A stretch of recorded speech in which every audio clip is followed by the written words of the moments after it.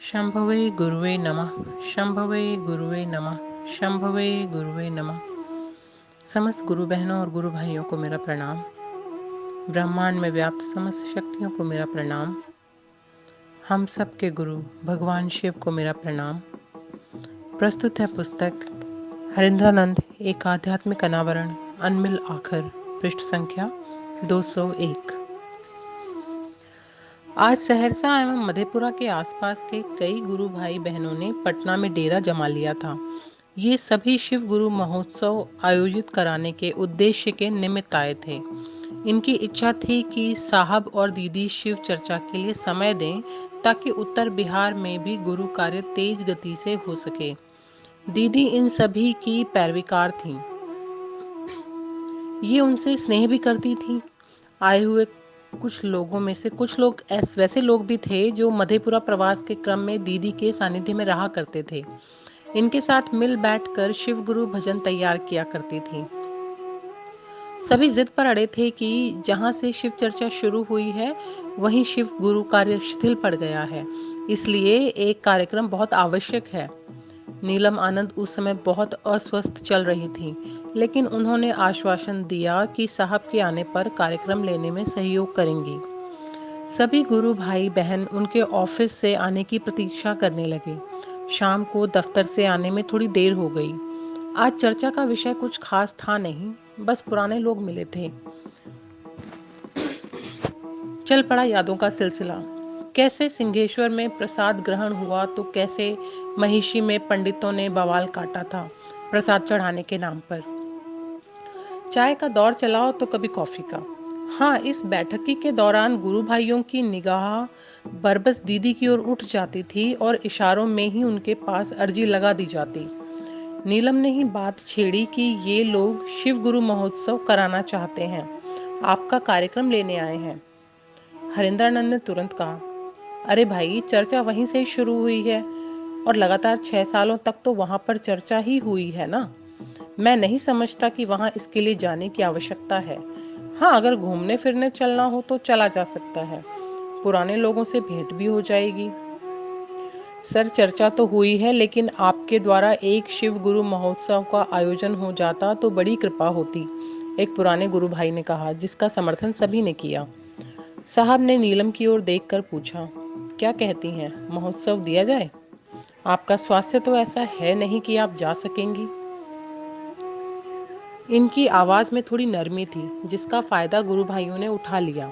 दीदी ने सहमति दे दी और कार्यक्रम की तिथि निर्धारित कर दी गई। गुरु भाइयों की इच्छा अपनी प्रिय दीदी को भी ले जाने की थी, लेकिन संभव न हो सका। उनका शरीर उन दिनों साथ नहीं दे रहा था।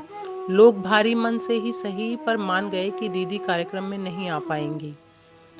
जैसे सूरज डूबने पर चांद उसकी रोशनी कर्ज लेकर रात को जगमग करता है, वैसे ही मधेपुरा के गुरु भाइयों ने एक दूसरे से सहयोग लेकर गम्हरियों में चर्चा की व्यवस्था की थी।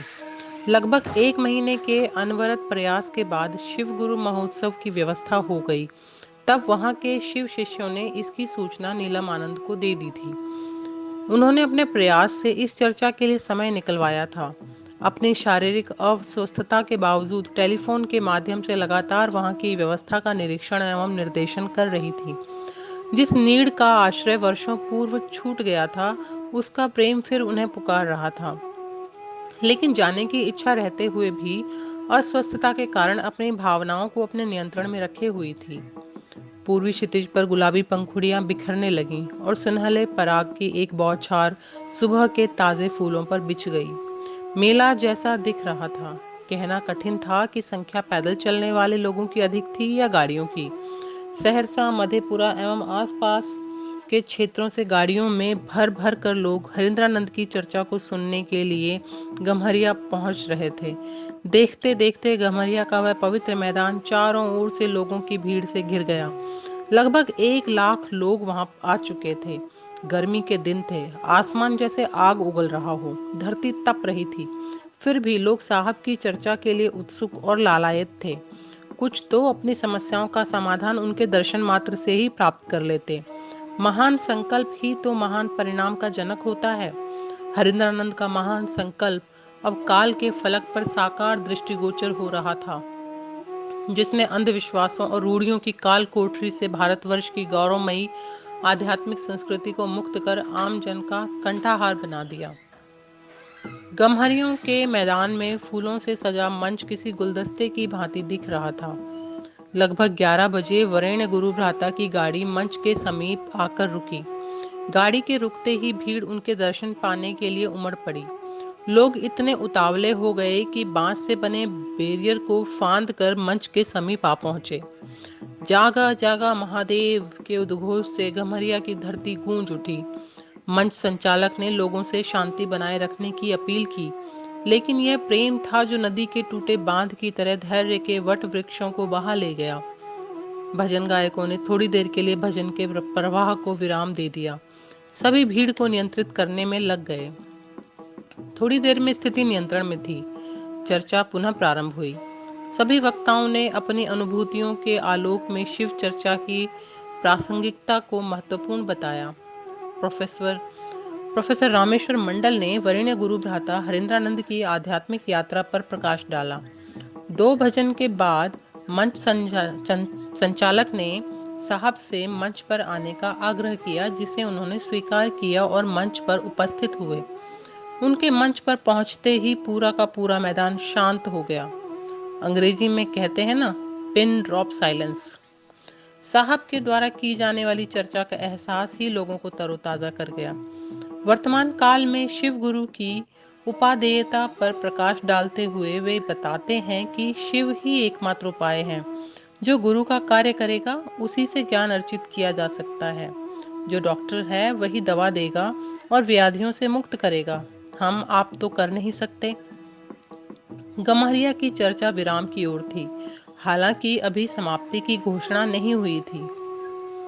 वरेण्य गुरु भ्राता ने फिर आने का वादा किया, लेकिन यह क्या? उनके मंच से उतरते ही आंधी और तूफान ऐसे चलने लगा जैसे आज सब कुछ उड़ाकर ले जाएगा। चारों तरफ अफरा तफरी मच गई। इतनी विशाल भीड़ को संभालना आयोजकों के लिए आसान नहीं था। मैदान में लगे टेंट, पंडाल के कपड़े फटकर दूर जा गिरे। बिजली की व्यवस्था के लिए लगाया गया जनरेटर तेज तूफान में इधर उधर हो रहा था, मानो घड़ी का घंटा हो। लोगों से अपील की जा रही थी कि धैर्य बनाए रखें, लेकिन तूफान के घर घर नाद के आगे सब बेकार था। शिव शिष्यों द्वारा मन ही मन लगातार महादेव से दया की याचना की जा रही थी। हरेंद्रानंद मंच के पास ही खड़े थे, मौन पर गंभीर। महादेव, अब तू ही सहाय, बस इनका मन यही सोच रहा था। कुछ देर बाद जब तूफान शांत हुआ तो लोगों ने देखा, अपार भीड़ के बावजूद किसी को जरा भी क्षति नहीं हुई है। कोई आहत नहीं, सब कुछ सामान्य। यह उस महादेव की असीम दया का ही परिणाम था। वरन एक छोटे से आयोजन की भगदड़ में भी कई लोग काल के गाल में समा जाते हैं। बात बस वही है, महादेव अब तू ही सहाय। सभी सकुशल घर लौट गए।